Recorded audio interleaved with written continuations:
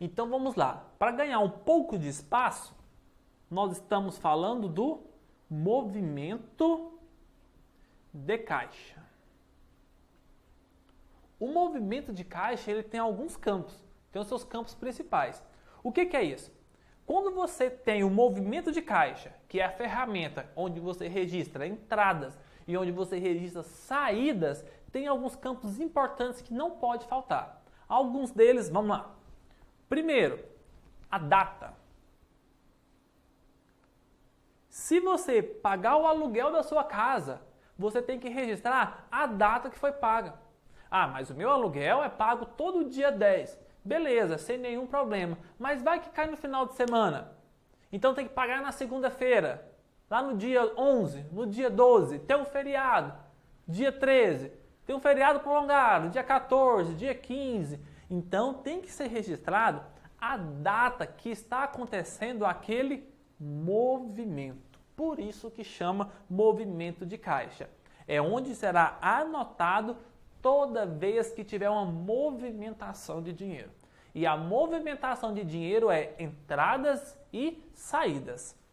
Então, se você tem que pagar ali a conta do telefone, se tem que pagar a conta do telefone, a primeira coisa que tem que ser registrado é a data. Outro fato importante que tem que ser anotado no movimento de caixa é um código.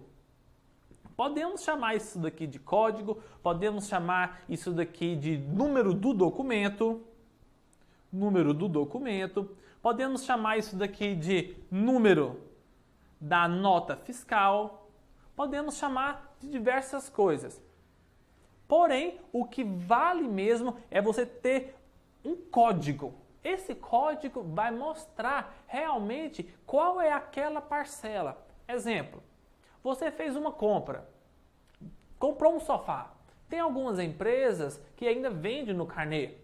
E se você comprou esse sofá no carnê, comprou em 10 vezes. Então pegou 10 carnês, 10 boletos, vamos pensar assim. E cada boleto tem um código. Vamos pensar lá.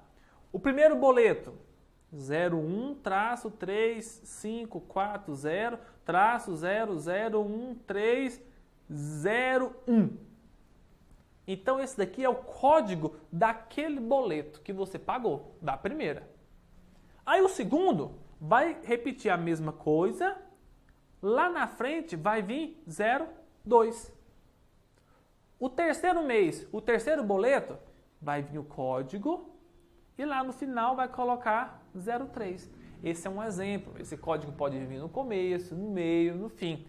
O que isso significa? Esses números aqui, eles estão mostrando qual parcela que você está pagando. Não, Neto, bacana, que legal. Mas por que eu tenho que anotar isso no movimento de caixa? Tem que ser anotado porque pode ser que a outra empresa, a empresa que você comprou, ela não tenha o controle ou ela perdeu o controle. Sei lá, todos os arquivos foram perdidos, pegou fogo, backup do sistema não funcionou. De alguma forma eles não têm essa informação. Então isso serve para você registrar no seu movimento de caixa que no dia 10 foi pago este boleto. E com isso você consegue comprovar que as suas contas estão em dia. Nesse sentido eu estou falando de um pagamento. E dessa forma é importante registrar o código ou número do documento ou número da nota fiscal de tudo que for pago. Também de tudo que for recebido. Pode ser que você trabalhe e a sua receita seja por comissões. Você recebe diariamente, recebe por semana. É importante que isso aconteça.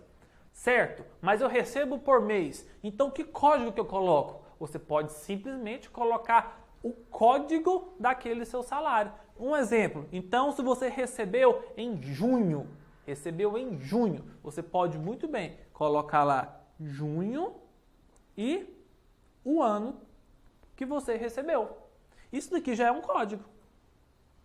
Porque identifica referente a qual salário é aquele dinheiro que você anotou lá na frente. Correto? Tem outro campo também que é importantíssimo. Na verdade, esse daí é o principal campo, que é o campo das descrições. Esse campo é onde você vai registrar o que foi feito. Foi feito pagamento, foi feito recebimento e do que foi feito.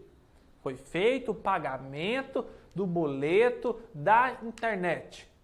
Foi feito o recebimento da comissão da primeira semana. É a descrição, realmente escrever o que aconteceu. Pagamento do aluguel, o pagamento da primeira parcela do sofá. A descrição é você detalhar a finalidade, é você detalhar aquilo que você recebeu ou aquilo que você pagou. Vamos considerar que você tem uma renda extra. Você trabalha em uma indústria, mas você também vende produtos. E quando você vende os produtos, pode ser dependendo da empresa que você representa, eles pagam você por comissão. E eles não têm um dia certo de efetuar esse pagamento para você. Então, quando o dinheiro cai na sua conta, vamos considerar que a sua comissão é de R$450. Legal. O que você vai escrever na descrição? Apenas comissão? Pode ser uma opção, mas é interessante você detalhar. Comissão da empresa, cita a empresa, referente a tantos produtos vendidos em parceria com uma outra colega de trabalho. Quanto mais detalhado for a descrição, melhor vai ser para quando você buscar os seus arquivos, você saber o que aconteceu. Você saber quando pagou, para quem pagou, com quem pagou, quem que estava envolvido nessa transação. Então é muito importante essa parte da descrição. Pode ser que, se você não tem o hábito de pegar nota fiscal, pegar cupons fiscais e guardar, na hora de fazer o registro, você não saiba colocar a descrição da maneira certa. Imagina, você já teve a triste experiência de ter um cobrador na sua casa, batendo na porta e cobrando aquela conta, aquela dívida sua. Pode ser que tenha essa experiência, ou não, mas acontece sim. Esse é um fato que acontece até com uma frequência maior do que nós pensamos. Beleza, aí esse cobrador veio cobrar de você um item que você comprou. Vamos lá, veio cobrar a terceira parcela do sofá. Vamos considerar que é dessa forma a cobrança, como foi por boleto, foi dessa maneira. Então, ele vem cobrar e vai falar, olha, você está com um boleto em aberto, você está inadimplente.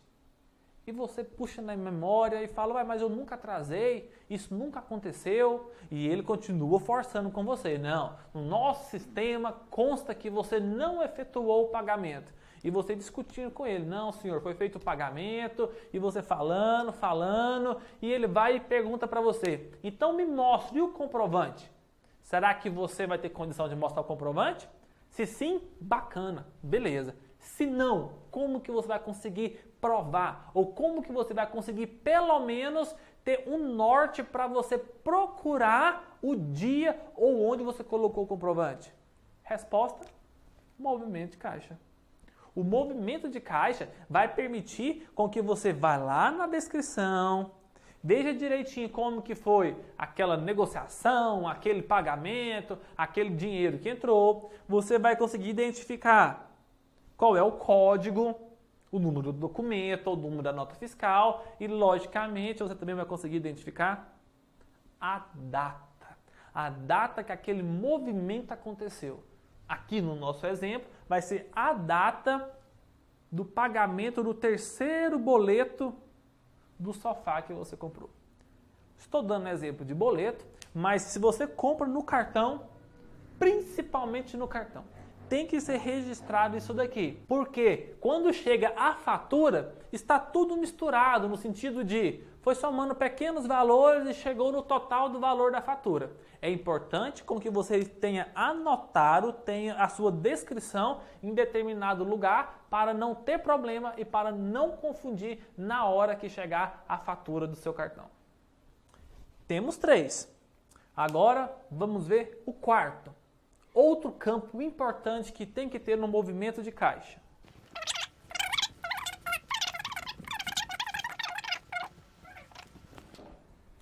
Outro outro campo importante que nós temos que ter no nosso movimento de caixa, agora nós vamos partir para campos onde colocam números.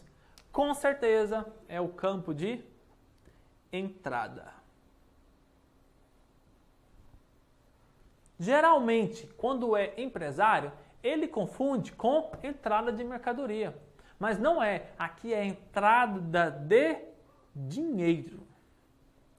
Tem que ter um campo específico lá no seu movimento de caixa, onde você registra a entrada de dinheiro. Para quem recebe uma, no máximo 2 vezes no mês, esse campo ele é mais fácil de trabalhar com ele.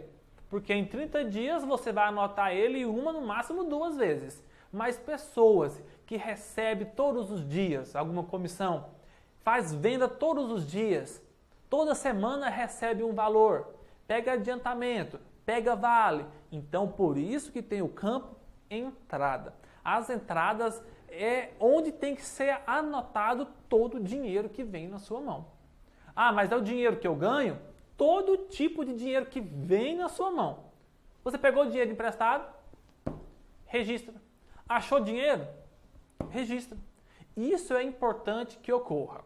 Junto com isso, tem o outro campo, né? Que é também de muita importância. É o campo chamado saída. Saída não de mercadoria, saída de dinheiro.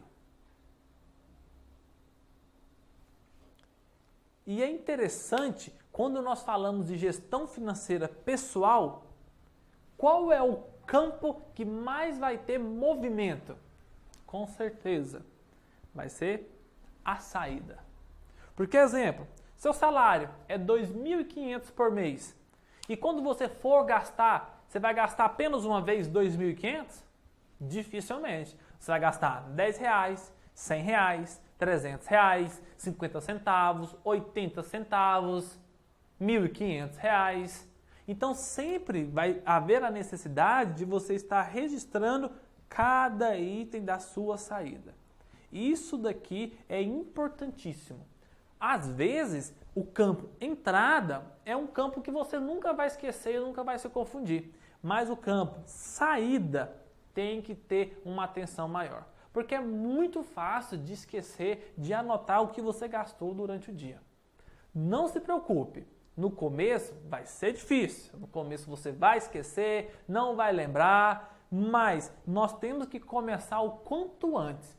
Porque quanto mais rápido começar, mais certo vai ficar a sua primeira ferramenta, que é a ferramenta de movimento de caixa.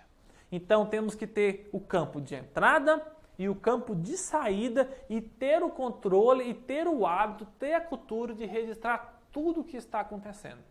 Ainda falando sobre campos onde vem a parte financeira, é muito importante que nós temos também o saldo inicial.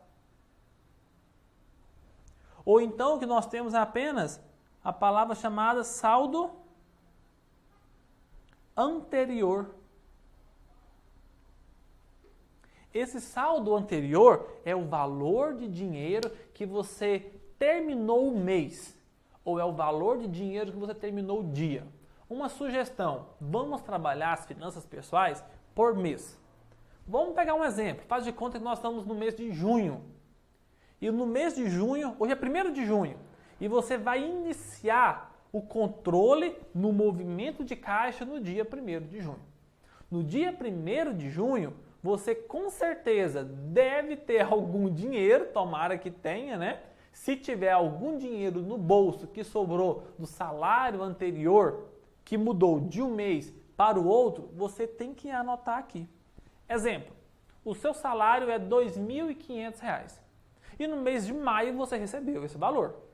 E quando foi lá no dia 31 de maio, o que aconteceu? O dia 31 de maio tinha ainda na sua carteira ou na sua conta bancária R$ 200. Então em maio tinha R$ 200, dia 31 de maio. Você dormiu, virou o dia 1º de junho. Então dia 1º de junho, quanto de dinheiro que você começou o mês? Tem que ser registrado aqui, no saldo inicial ou no saldo anterior. O valor de, nesse exemplo, o valor de R$ R$200. Então, os R$200 é o que você vai iniciar no mês de junho. Para isso que serve o saldo inicial e o saldo anterior. Agora, a principal informação, o principal campo que temos que ter no movimento de caixa é esse campo.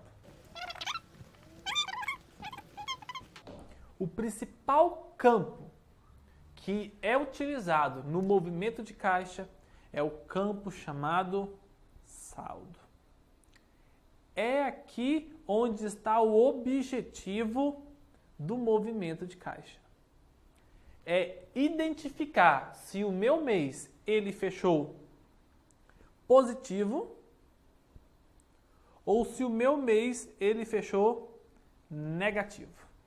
Então nós temos que utilizar e preencher todos aqueles campos que nós vimos aqui do movimento de caixa para quando chegar no final do mês podemos identificar o saldo. Então, de uma forma bem rápida, de uma forma bem simples, porque nós vamos ver o movimento do caixa, o preenchimento dele detalhado aqui daqui a pouco, e você também tem um muito parecido nos seus anexos desse curso, funciona mais ou menos assim. Saldo inicial. Vamos considerar que o saldo inicial é de R$200. Total de entrada que aconteceu naquele mês, R$2.500. Total de saída que aconteceu naquele mês, vamos considerar R$2.000. Agora é o objetivo. Então, qual é o saldo no final do mês? Tinha R$200, entrou R$2.500, ficou naquele mês R$2.700. Saiu R$2.000, então o seu saldo é o saldo positivo de exatamente R$700.